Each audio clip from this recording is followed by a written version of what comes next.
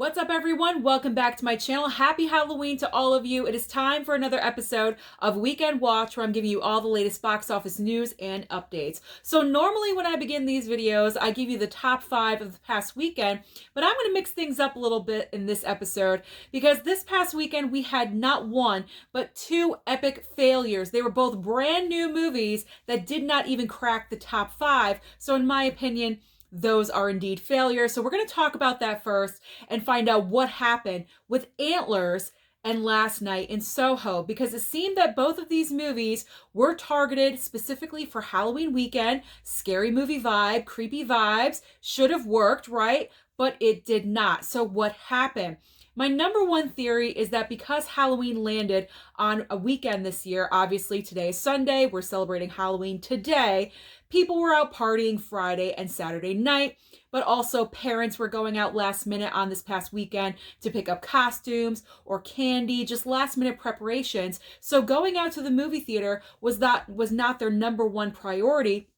But not only that, both of these movies were both exclusively in theaters. There was no at-home option. So because of that, people chose to go out and do their Halloween activities and their preparations and not go to the movie theater. But I also have other theories specifically for each movie.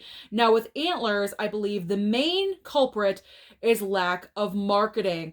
I am a movie buff. Obviously, you guys know this, and I barely knew that Antlers was coming out Halloween weekend. I saw no advertising for this movie whatsoever, and this is a film that was obviously delayed from last year, so they really should have been pushing this movie to get it out there, to make it known that it was finally coming out. I barely saw anything. So I'm blaming a lack of marketing on Antlers. Last Night in Soho, however, did the right thing. They were marketing like crazy all over social media, their followers on Instagram and such. But I believe this movie was specifically targeted for a specific audience, and I think that is the main problem. When it comes to going to the theater for Halloween weekend, you want to see an iconic figure. Michael Myers, Ghostface, Freddy Krueger, Jason Voorhees. You want those big giant slasher movies. Last Night in Soho is more of a psychological thriller horror movie. It is a very specific kind of audience that they were targeting, and I'm not sure that this agreed with the mass amounts of people that were out there. They really weren't interested in it. I gotta be honest, I'm not really interested in going to the theater to seeing this myself. I'd rather stay at home and watch it when it comes to streaming, or even possibly maybe I'll pick it up if it's a decent price for a Blu-ray.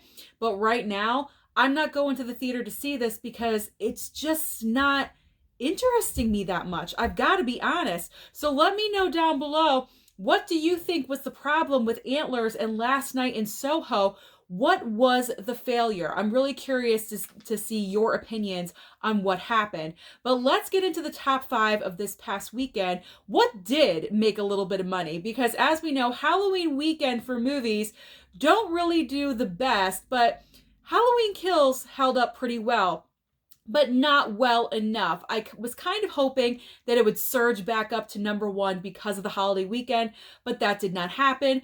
Dune stayed in the number 1 spot with $15.5 million and down 62%. Now, honest, it's not doing that great. I expected a lot better out of Dune. Granted, it is doing really well internationally, but you gotta get those numbers domestically as well, and it's just not happening for Dune, especially when you have the next movie coming up this coming week, and you know which one I'm talking about. However, we'll get to that in just a second. I don't know, that one could go either way. But bigger movies are going to be coming up, and it's going to be knocking Dune down further, and it's just disappointing because at this point, I'm not seeing Dune making $100 million domestically, and that's pretty sad considering all the hype that was surrounding this movie, the fan base. It just did not work. So in the second spot, Halloween Kills held up in the second spot, so I'm very happy to see that despite the mixed reviews that this movie was getting, but also streaming simultaneously on Peacock, it made another $8.5 million. So now grand total after 3 weekends, Halloween Kills is at $85.6 million. The big question is, can Halloween Kills gross over $100 million domestically? We're just going to have to wait and see if Michael Myers has the power to reach 100 million. I really hope that he does. I personally love Halloween, the franchise, Michael Myers, the entire thing. So I'm really hoping that he can get there. It's a very exclusive club these days. In the third spot is No Time to Die, and it did reach another milestone. So No Time to Die in its, I forget what weekend, the fourth weekend, $7.8 million it grossed, but important milestone, over $600 million worldwide. I gotta say, this movie is actually impressing me. I did not think it was gonna reach that much. Internationally, people are loving it. And that is fantastic that James Bond still has that staying power, even though people were kind of upset with how the movie ended and how the entire movie played out. But it is making money. So that's all that matters. As long as a film is making money in theaters, that is the important part. Okay, fourth and fifth spot. The fourth spot, this was the wild card that could have gone to either Antlers or Last Night in Soho, but it did not, because My Hero Academia just swooped in and made $6.4 million out of nowhere. That was surprising. I did not even know anything about this movie, so it did make a little ripple in the top 5. And then in the fifth spot is Venom 2 with $5.7 million. So what is coming to the box office this coming weekend? Now, the movie that I mentioned is Eternals. Now, we're going to have to watch closely. I'm very anxious to see what I'm going to be talking about next Sunday, because as you guys know, or you may not know, Eternals was being reviewed early, and it has not been getting the best reviews on Rotten Tomatoes. It is actually the lowest Rotten Tomatoes score of any MCU movie in history, like even worse than Thor: The Dark World.